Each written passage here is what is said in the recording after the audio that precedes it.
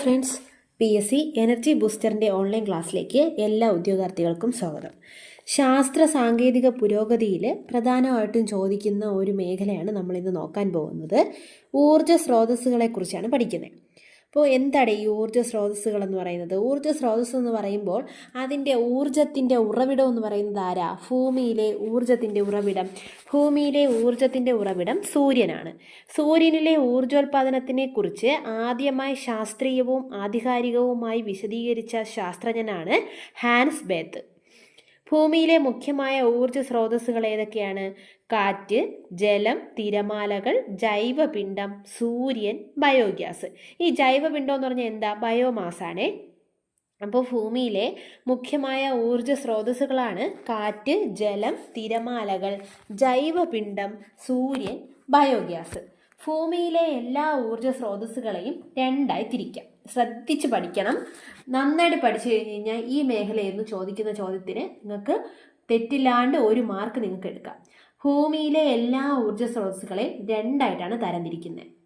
ഏതൊക്കെയാണ്? പുനഃസ്ഥാപിക്കുന്നവയും പുനഃസ്ഥാപിക്കാൻ സാധ്യമല്ലാത്തവയും. ഇങ്ങനെയല്ലേ ചോദിക്കുന്നത്? പുനഃസ്ഥാപിക്കുന്നവയും പുനഃസ്ഥാപിക്കാൻ സാധ്യമല്ലാത്തവയും. ഉപയോഗത്തിലൂടെ കുറഞ്ഞാലും പ്രകൃതിയുടെ സ്വാഭാവികമായ പ്രവർത്തനത്തിലൂടെ വീണ്ടും നിർമ്മിക്കപ്പെടുന്ന വിഭവങ്ങളാണ് പുനഃസ്ഥാപിക്കപ്പെടുന്ന വിഭവങ്ങൾ.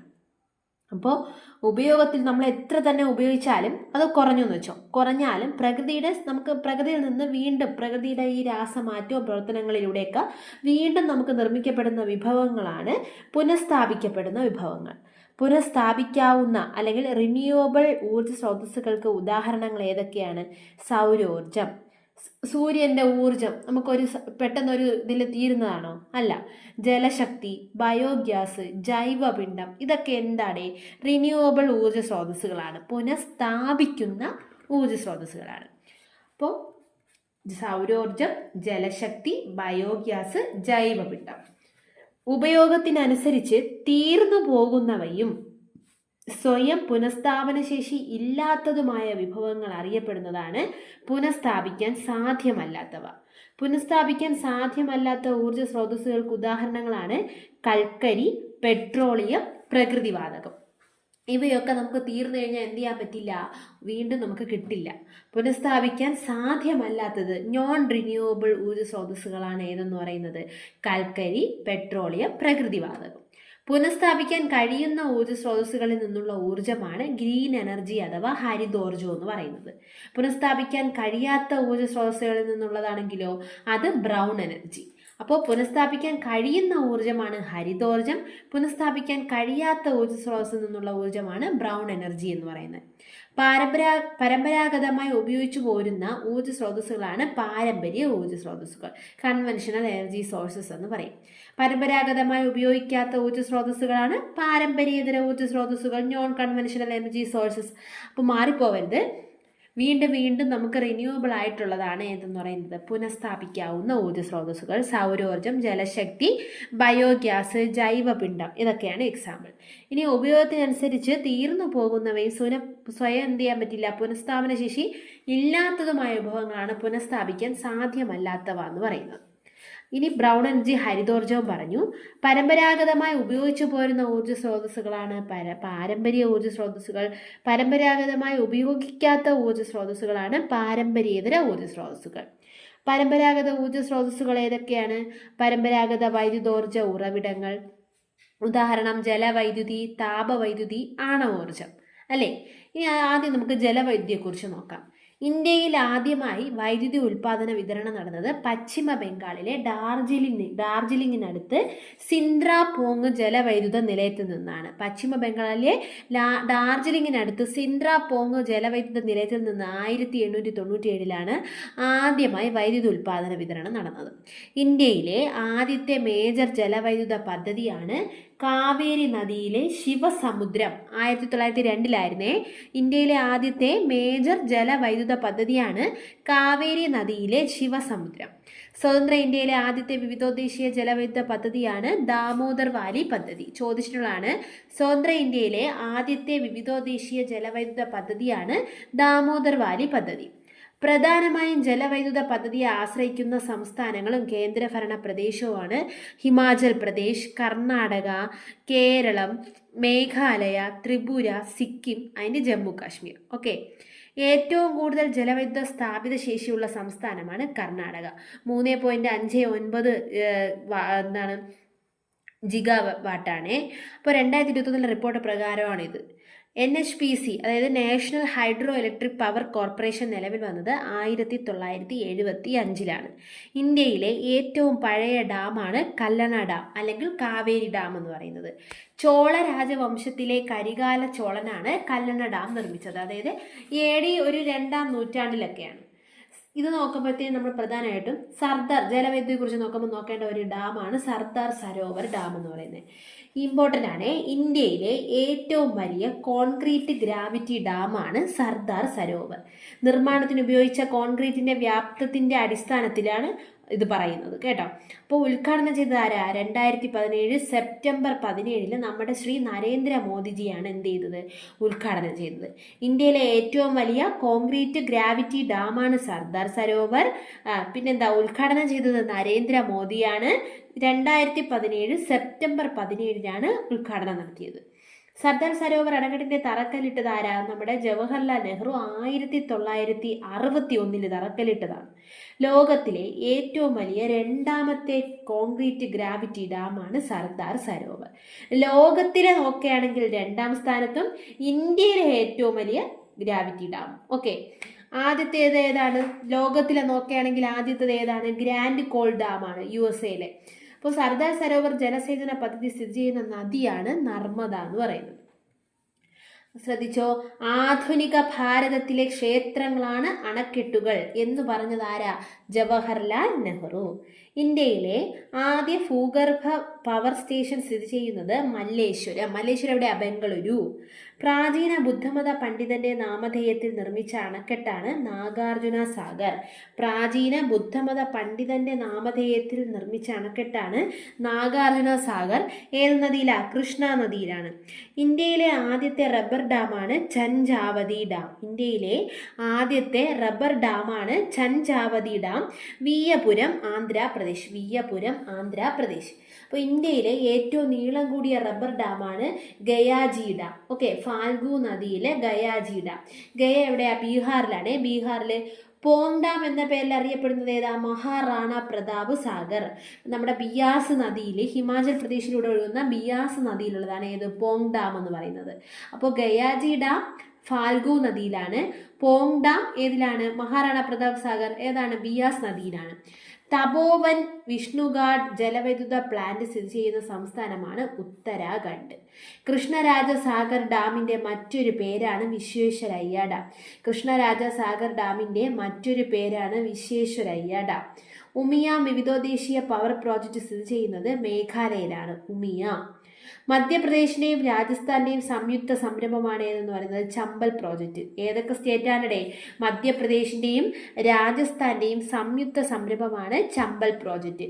ഈ 2 സംസ്ഥാനങ്ങളും ചമ്പൽ പദ്ധതിയുടെ ഗുണഭോക്താക്കന്മാരാണ്. ഓക്കെ, അപ്പോൾ പ്രാചീന ബുദ്ധമത പണ്ഡിതന്റെ നാമധേയത്തിൽ അറിയപ്പെടുന്നത് ഏതാ? നാഗാർജുന സാഗർ, കൃഷ്ണ നദിയിലെ ആദ്യത്തെ റബ്ബർ ഡാമാണ് ജഞ്ചാവതി ഡാം, വിയ്യപുരം, ആന്ധ്രാപ്രദേശ്. ഏറ്റവും നീളം കൂടിയ, ഇന്ത്യയിലെ ഏറ്റവും നീളം കൂടിയ റബ്ബർ ഡാമാണ് ഗയാജി ഡാം, ഫാൽഗു നദിയിലാണ്. പോങ് ഡാം എന്ന പേരിൽ അറിയപ്പെടുന്നത് ഏതാണ്? മഹാറാണ പ്രതാപ് സാഗർ, ബിയാസ് നദിയിലാണ്. തപോവൻ വിഷ്ണുഘാട്ട് ജലവൈദ്യുത പ്ലാന്റ് സ്ഥിതി ചെയ്യുന്നത് ഏതിലാണ്? ഉത്തരാഖണ്ഡിലാണ്. കൃഷ്ണരാജ സാഗർ ഡാമിന്റെ മറ്റൊരു പേരാണ് ഏത്? വിശ്വേശ്വരയ്യ ഡാം. ഈ ഉമിയ വിവിധ ഇത് ഇമ്പോർട്ടൻ്റ് ആണ്. ഉമിയ വിവിധദേശീയ പവർ പ്രോജക്റ്റ് സ്ഥിതി ചെയ്യുന്നത് മേഘാലയയിലാണ്. മേഘാലയയിൽ. ഇനി മധ്യപ്രദേശിന്റെയും രാജസ്ഥാന്റെയും സംയുക്ത സംരംഭമാണ് ഏത്? ചമ്പൽ പ്രോജക്റ്റ്. അടുത്ത് നമുക്ക് നോക്കേണ്ടത് ഭക്ര നങ്കൽ. ഇന്ത്യയിലെ ഏറ്റവും വലിയ അണക്കെട്ടാണ്. സംഭരണശേഷിയുടെ അടിസ്ഥാനത്തിലാണ്. ഇന്ത്യയിലെ ഏറ്റവും വലിയ അണക്കെട്ടാണ് ഭക്ര നങ്കൽ. ഇന്ത്യയിലെ ഉയരം കൂടിയ 2ാമത്തെ അണക്കെട്ടാണ് ഭക്ര നങ്കൽ. ഭക്ര അണക്കെട്ട് രൂപം കൊടുക്കുന്ന തടാകമാണ് ഗോവിന്ദ സാഗർ. ഭക്ര ഡാം, നങ്കൽ ഡാം എന്നിവ സ്ഥിതി ചെയ്യുന്ന നദി ഏതാ? സത്ലജ് ആണ്. സത്ലജ്. ഭക്ര നങ്കൽ അണക്കെട്ടുകളുടെ പ്രയോജനം ലഭിക്കുന്ന പ്രദേശങ്ങളാണ് ഹിമാചൽ പ്രദേശ്, പഞ്ചാബ്, ഹരിയാന, രാജസ്ഥാൻ, ഡൽഹി.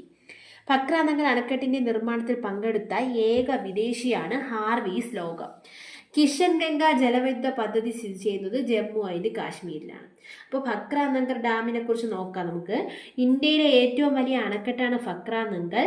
ഏറ്റവും ഉയരം കൂടിയ രണ്ടാമത്തെ അണക്കെട്ടാണ് ഫക്ര നങ്കർ. ഉയരം കൂടിയ രണ്ടാമത്തെ അണക്കെട്ടാണ് ഫക്ര നങ്കർ. ഫക്ര അണക്കെട്ട് രൂപം കൊടുക്കുന്ന തടാകമാണ് ഗോവിന്ദ് സാഗർ. ഫക്ര ഡാം, നങ്കൽ ഡാം സ്ഥിതി ചെയ്യുന്ന നദി സത്ലജ് ആണ്. അണക്കെട്ട് പ്രയോജനം ലഭിക്കുന്ന പ്രദേശങ്ങൾ ഏതൊക്കെയാണ്? ഹിമാചൽ പ്രദേശ്, പഞ്ചാബ്, ഹരിയാന, രാജസ്ഥാൻ, ഡൽഹി, ഇത്രയുമാണ്. ഇനി ഫക്ര നങ്കർ അണക്കെട്ടിന്റെ നിർമ്മാണത്തിൽ പങ്കെടുത്ത ഏക വിദേശിയാണ് ഹാർവീസ് ലോകം. ഫക്ര നങ്കലിനെ കുറിച്ച് അത്രയേ ഉള്ളൂ. കിഷൻ ഗംഗ ജലവൈദ്യുത പദ്ധതി സ്ഥിതി ചെയ്യുന്നത് ഏതാ? ജമ്മു ആൻഡ് കാശ്മീരിലാണ്. ബഗ്ലിഹാർ ഡാം സ്ഥിതി ചെയ്യുന്ന നദി ഏതാണ്? ജമ്മു ആൻഡ് കാശ്മീരിലെ ചിനാബ് നദിയാണ്. ഈ ഇടയ്ക്ക് അടുത്തതായിട്ട് ചോദിച്ച ഒന്നാണ് ഉറി പവർ പ്രോജക്ട് സ്ഥിതി ചെയ്യുന്ന നദി ഏതിലാണ്? ചലം നദിയിലാണ്. ചലം നദി. കക്രപ്പാറ പ്രോജക്റ്റ് സ്ഥിതി ചെയ്യുന്ന നദി ഏതാ? ഗുജറാത്തിലൂടെ ഒഴുകുന്ന താപ്തി നദിയിലാണ്. താപ്തി. രവി നദിയിൽ സ്ഥിതി ചെയ്യുന്ന ഡാമാണ് തെയിൻ ഡാം. രഞ്ജിത് സാഗർ ഡാം എന്ന് അറിയപ്പെടുന്നു.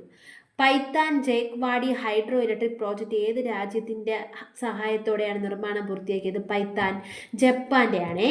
കാർഗിലിലെ ചുറ്റക് ഹൈഡ്രോ ഇലക്ട്രിക് പ്രോജക്റ്റ് സ്ഥിതി ചെയ്യുന്ന നദീതീരമാണ് സുരു. അപ്പോൾ ഇത്രയാണ് ജലവൈദ്യുതിയെക്കുറിച്ച് നമുക്ക് നോക്കാനുള്ളത്. അപ്പോൾ ഊർജ്ജ സ്രോതസ്സുകളെ നമ്മൾ പ്രധാനമായിട്ടും രണ്ടായിട്ട് പറഞ്ഞു: പുനഃസ്ഥാപിക്കുന്നവയെന്നും പുനഃസ്ഥാപിക്കാൻ സാധ്യമല്ലാത്തവയെന്നും. പുനഃസ്ഥാപിക്കുന്നതാണ് ഏതൊക്കെയെന്ന് പറയുന്നത്? സൗരോർജം, ജലശക്തി, ബയോഗ്യാസ് എന്നൊക്കെ പറയുന്നത്. ഇനി പുനഃസ്ഥാപന ശേഷി ഇല്ലാത്തതാണ് കൽക്കരി, പെട്രോളിയം, പ്രകൃതിവാതകമൊക്കെ. പാരമ്പര്യ ഊർജ്ജ സ്രോതസ്സുകൾ എന്ന് പറഞ്ഞാൽ പരമ്പരാഗതമായി ഉപയോഗിച്ചു വരുന്നതാണ്. പാരമ്പര്യേതരം എന്ന് പറഞ്ഞു കഴിഞ്ഞാൽ പരമ്പരാഗതമായി ഉപയോഗിക്കാത്ത ഊർജ്ജ സ്രോതസ്സുകളാണ്. പരമ്പരാഗത ഊർജ്ജ സ്രോതസ്സുകളെ കുറിച്ചാണ് നമ്മൾ നോക്കിയത്. പരമ്പരാഗത ഊർജ്ജ സ്രോതസ്സുകൾക്കുള്ളിൽ വരുന്നതാണ് ജലവൈദ്യുതി, പരമ്പരാഗത വൈദ്യുതോർജ്ജ ഉറവിടങ്ങൾ, ജലവൈദ്യുതി, താപവൈദ്യുതി, ആണവോർജ്ജം. ജലവൈദ്യുതിയിൽ നമ്മൾ പ്രധാനമായിട്ടും ആരെക്കുറിച്ചാണ് പറഞ്ഞത്? ഇന്ത്യയിലെ ഏറ്റവും പഴയ ഡാമിനെ കുറിച്ചും അതൊക്കെ പറഞ്ഞു. അത് കഴിഞ്ഞ് സർദാർ സരോവർ ഡാമും ഫക്ര നങ്കൽ ഡാമും ഒക്കെ നമ്മൾ നോക്കി. പിന്നെ പ്രധാനപ്പെട്ട കുറച്ച് ഡാമുകളും അത് സ്ഥിതി ചെയ്യുന്ന നദികളും പറഞ്ഞു. ബഗ്ലിഹാർ ചിനാബ്, ഉറി പവർ പ്രോജക്റ്റ് ചലത്തിലെ, കക്രപ്പാറ താപ്തി നദിയിലെ, രവി നദിയിൽ സ്ഥിതി ചെയ്യുന്നതാണ് തെയിൻ ഡാം. മധ്യപ്രദേശിൻ്റെയും രാജസ്ഥാനിൻ്റെയും സംരംഭമാണ് ചമ്പൽ പ്രോജക്റ്റ്. ഉമിയ വിവിധോദ്ദേശീയ പവർ പ്രോജക്റ്റ് മേഘാലയയിലാണ്. കൃഷ്ണരാജ സാഗർ ഡാമാണ് വിശ്വേശ്വരയ്യ ഡാം എന്ന് പറയുന്നത്. ഇങ്ങനെ പ്രധാനപ്പെട്ട കുറച്ച് ഡാം, അണക്കെട്ടുകളുടെ കാര്യങ്ങൾ പറഞ്ഞു.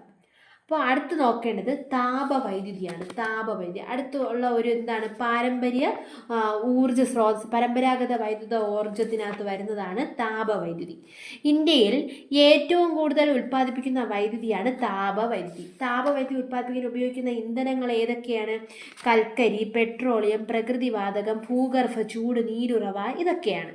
ഇന്ത്യയിലെ ഏറ്റവും വലിയ വൈദ്യുതോൽപാദന കമ്പനിയാണ് national thermal power corporation, NTPC എന്ന് പറയും. NTPC നിലവിൽ വന്നത് എന്നാണ്? 1975 ന്യൂഡൽഹിയിലാണ്. ഒരു ദിവസം കൊണ്ട് ഏറ്റവും കൂടുതൽ വൈദ്യുതി ഉൽപ്പാദിപ്പിച്ച NTPCയുടെ താപവൈദ്യുത നിലയമാണ് ഒഡീഷയിൽ സ്ഥിതി ചെയ്യുന്ന ഏത്? Talcher. Neyveli thermal power station ഏത് രാജ്യത്തിൻ്റെ സഹായത്തോടെയാണ്? നെയ്വേലി റഷ്യയുടെ സഹായത്തോടെയാണ്. ഇന്ത്യയിലെ ആദ്യ പ്രഷറൈസ്ഡ് ഹെവി വാട്ടർ റിയാക്ടറാണ് കോട്ട. കോട്ട എവിടെയാണ്? രാജസ്ഥാനിലാണ്. കോട്ട തെർമൽ പവർ പ്ലാന്റ് സ്ഥിതി ചെയ്യുന്നത് ചമ്പൽ, രാജസ്ഥാനിലെ ചമ്പൽ നദിയിലാണ് സ്ഥിതി ചെയ്യുന്നത്. താപവൈദ്യുതി ഏറ്റവും കൂടുതൽ ഉൽപ്പാദിപ്പിക്കുന്ന സംസ്ഥാനമാണ് മഹാരാഷ്ട്ര. ഇന്ത്യയുടെ പവർ ഹൗസ് എന്നറിയപ്പെടുന്നതാണ് മഹാരാഷ്ട്ര. ഇന്ത്യയിലെ ഏറ്റവും വലിയ താപവൈദ്യുത നിലയം Vindhyachal thermal power station, Madhya Pradesh. രണ്ടാമതേതാ? Mundra thermal power station, Gujarat. അപ്പോൾ ഇന്ത്യയിലെ ഏറ്റവും വലിയ താപവൈദ്യുത നിലയമാണ് വിന്ധ്യാചൽ തെർമൽ പവർ സ്റ്റേഷൻ, മധ്യപ്രദേശിലുള്ളതാണ്. രണ്ടാമത്തത് മുന്ദ്ര തെർമൽ പവർ സ്റ്റേഷൻ, ഗുജറാത്താണ്. ലോകത്തിലെ ഏറ്റവും നീളം കൂടിയ അണക്കെട്ടാണ് മഹാനദി, ഒഡീഷയിലെ മഹാനദിയിലെ ഹിരാക്കുഡ് എന്ന് പറയും. ഇന്ത്യയിലെ ഏറ്റവും ഉയരം കൂടിയ അണക്കെട്ട് ഏതാ? നീളം കൂടിയ അണക്കെട്ടാണ് ഏത്? ഹിരാക്കുഡ്. ഏത് നദിയിലാണ്? മഹാനദിയിലാണ്. ഇന്ത്യയിലെ ഏറ്റവും ഉയരത്തിൻ്റെ കാര്യം നോക്കുകയാണെങ്കിൽ ഏതാണ്? തെഹ്രി അണക്കെട്ടാണ്, ഭഗീരഥി നദിയിലാണ്. സ്റ്റേറ്റ് ഏതാണ്? ഉത്തരാഖണ്ഡാണ്. ഉത്തരാഖണ്ഡ്. ഭഗീരഥി നദി ഉത്തരാഖണ്ഡ്. ഓക്കെ. പതദ്രു വിദ്യുത് ഉൽപാദൻ നിഗം ലിമിറ്റഡ് PVUNL താപോർജ്ജ നിലയം സ്ഥാപിതമാകുന്ന സംസ്ഥാനമാണ് ജാർഖണ്ഡ് എന്ന് പറയുന്നത്. കാകതീയ തെർമൽ പവർ പ്രോജക്റ്റ് സ്ഥാപിതമായ സംസ്ഥാനമാണ് Telangana. Bharat heavy electricals limited BHEL ആദ്യ 800 മെഗാവോൾട്ട് തെർമൽ പവർ പ്ലാന്റ് പ്രവർത്തനം ആരംഭിച്ചത് കർണാടകയിലെ റൈച്ചൂരിലാണ്. അപ്പോൾ ധുവാരൻ തെർമൽ പവർ സ്റ്റേഷൻ സ്ഥിതി ചെയ്യുന്ന സംസ്ഥാനമാണ് ഗുജറാത്ത്. ഓക്കെ, നമുക്കൊരു കാര്യം ചെയ്യാം. പിന്നെന്താ, കോർബ സിപ്പാറ്റ് വൈദ്യുത നിലയങ്ങൾ എവിടെ സ്ഥിതി ചെയ്യുന്നു? ഛത്തീസ്ഗഡിലാണ്. പിന്നെന്താ, ഇന്ത്യയിൽ പുതുതായി നിലവിൽ വരുന്ന താപവൈദ്യുത നിലയങ്ങളാണ് ബക്സറും ഖുർജയും. ബക്സർ എവിടെയാണ്? ബീഹാറിലാണ്. ഖുർജ ഉത്തർപ്രദേശിലുമാണ്. അപ്പോൾ ഇന്ത്യയിലെ പ്രധാനപ്പെട്ട താപവൈദ്യുത നിലയങ്ങൾ നോക്കാം. ഇപ്പം പറഞ്ഞതിനകത്ത് ചുരുക്കി വരുന്ന പോയിന്റാണ്, ശ്രദ്ധിച്ചോ. വിന്ധ്യാചൽ ഏത് സംസ്ഥാനത്തിലാണ് വിന്ധ്യാചൽ താപവൈദ്യുത നിലയം? മധ്യപ്രദേശ്. മുന്ദ്ര നമ്മൾ പറഞ്ഞു എവിടെയാ? ഗുജറാത്ത്. മുന്ദ്ര ഗുജറാത്ത്. താൽച്ചർ ഒഡീഷ.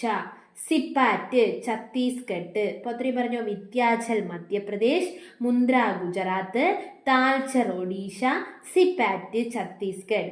ദാദ്രി ഉത്തർപ്രദേശ്. രാമഗുണ്ടം തെലങ്കാന. കോർബ എവിടെയാ? ഛത്തീസ്ഗഡ്. റിഹാന്ത് എവിടെയാ? ഉത്തർപ്രദേശ്. ജാർസുഗുഡ ഒഡീഷ. എവിടെയാ? ഒഡീഷ. അപ്പോൾ ഇത്രയാണ് പ്രധാനമായിട്ട് എന്ത് പറയുന്നത്? താപവൈദ്യുത നിലയങ്ങളും ജലവൈദ്യുത നിലയങ്ങളും എന്ന് പറയുന്നത്. ഇനി ആണവോർജ്ജത്തെക്കുറിച്ച് നമുക്ക് നോക്കാറുണ്ട്. പരമ്പരാഗത വൈദ്യുത ഊർജ്ജ സ്രോതസ്സിനകത്ത് അത് കുറച്ച് ആണവ നിലയങ്ങളെ കുറിച്ചൊക്കെ പഠിക്കാറുണ്ട്. അപ്പോൾ അത് നമുക്ക് അടുത്ത ക്ലാസ്സിൽ നോക്കാം.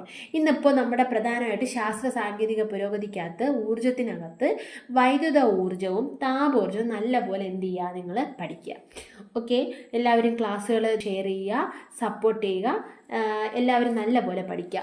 Okay, thank you for watching.